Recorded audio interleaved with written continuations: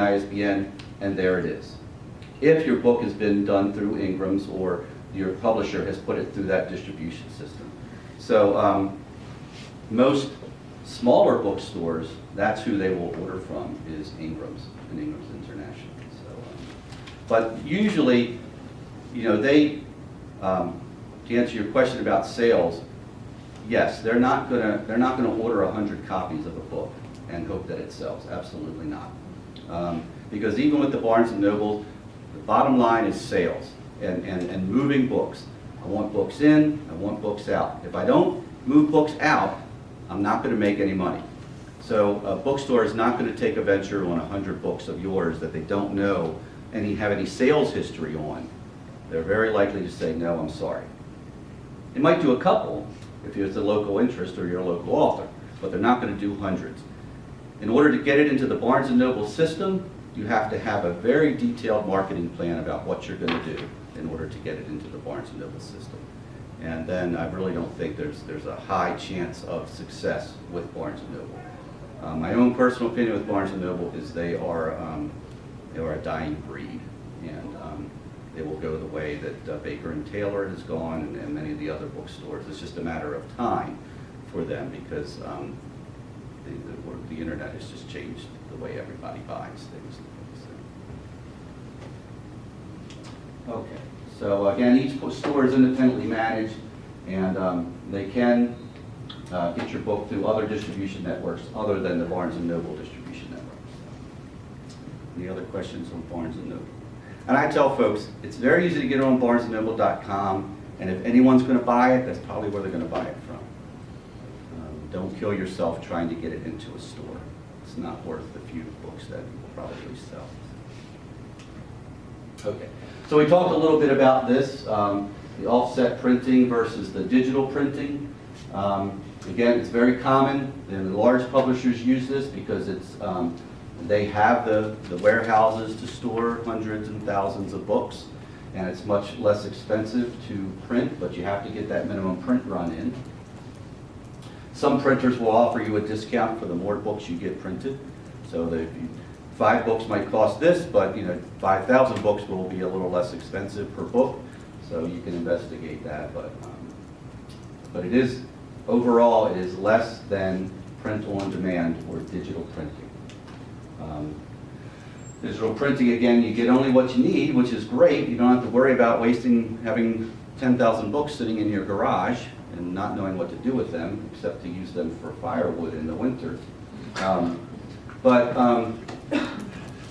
The cons is that it's more expensive, and it usually adds a couple of dollars onto the price of the book at the end of the day. So, and it's not widely accepted by Barnes & Noble. Doesn't like print-on-demand books. And some of you may have run across that already. Is your book print-on-demand? Yes. Then we don't want it. So if you go to a Barnes & Noble and you tell them, and they ask you, is your book print-on-demand? I'm really not sure. I think you should check in Ingram's and find out. And once they go into Ingram's, Ingram's does not flag it as print-on-demand. Ingram's will show that it has 100 in stock at all times so that it doesn't appear to be print-on-demand. If they dig hard enough, they're going to find it as print-on-demand. It's just a matter of how hard they dig. But on the surface, nothing will appear that it's print-on-demand. And they might be more likely to stock a few copies. But if they know right off the bat that it's print-on-demand, they immediately excuse themselves and go on to other things. So, okay.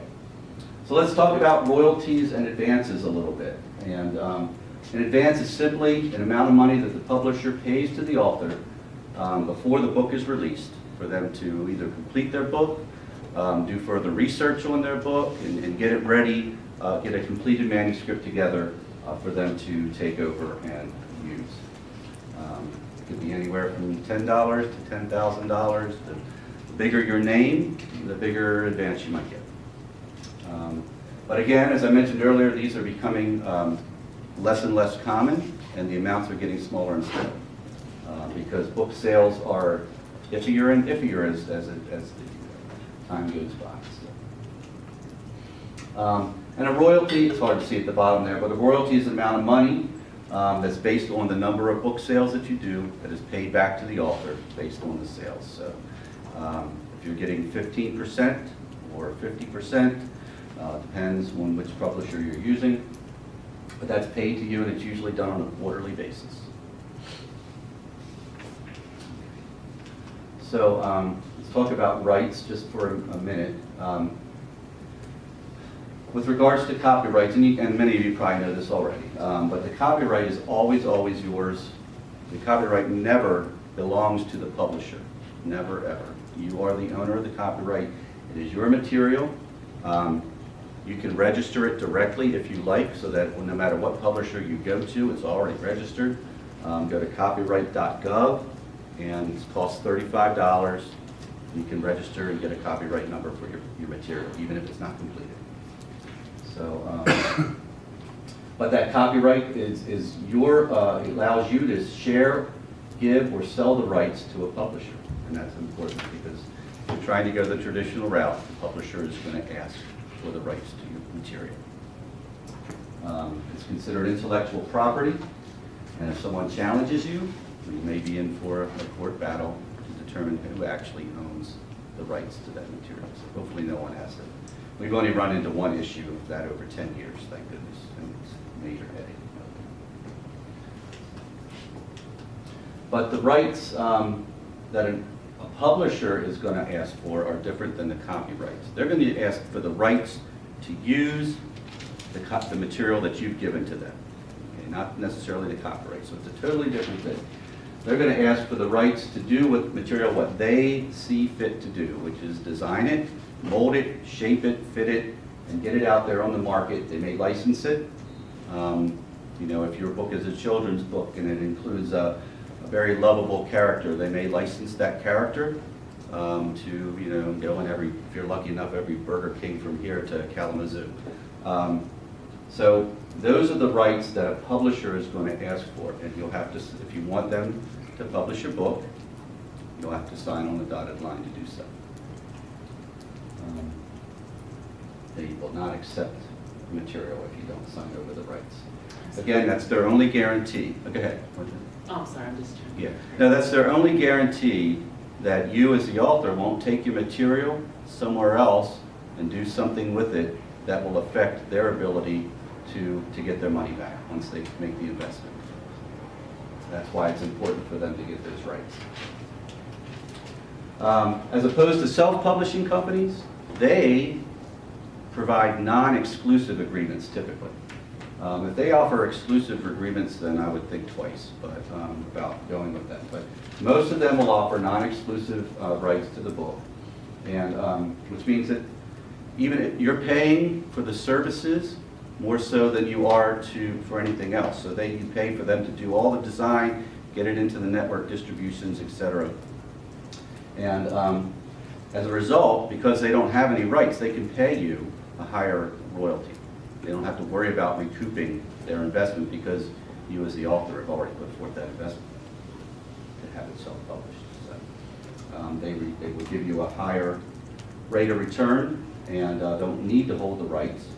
And you can take your book and do whatever you want with it. So, for example, you know, was it the 50 Shades of Grey author? You know, she had self-published her book prior to it being picked up by Random House. And she had full control over the rights to her book to be able to negotiate an agreement with Random House, even though her book was already out on the market.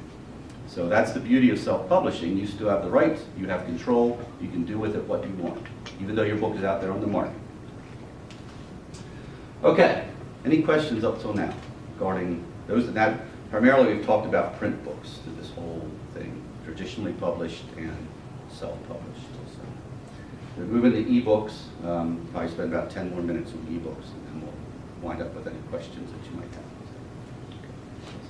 What is the average price range for publishing self-published books? It varies.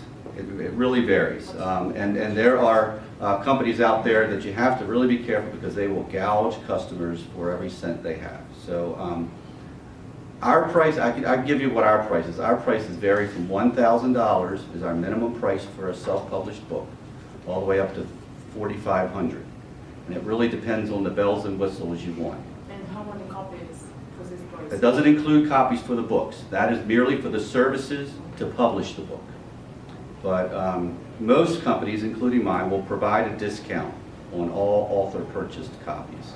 So ours is a 55% discount on anything that author purchases back.